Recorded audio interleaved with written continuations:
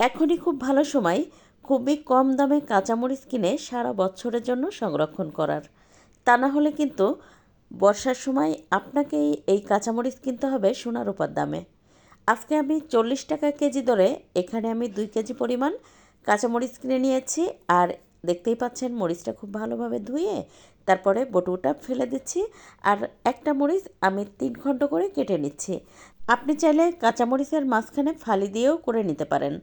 আসলে কাঁচামরিচ ডিপ ফ্রিজে রাখলে এমনিতেই একটু নরম হয়ে যায়। যখন আপনি এটা কোনো তরকারিতে বা মাংসে ব্যবহার করবেন, এটা তখন এমনিতেই নরম হয়ে যাবে আর ঝালও ছড়াবে। তারপর ডিপ ফ্রিজে এটা আমি 7 ঘন্টার জন্য সংরক্ষণ করেছিলাম আর মাঝে মধ্যে একটু নেড়ে দিয়েছিলাম। এবার 7 ঘন্টা পরে বের করে জিপলক ব্যাগে রেখে দেব।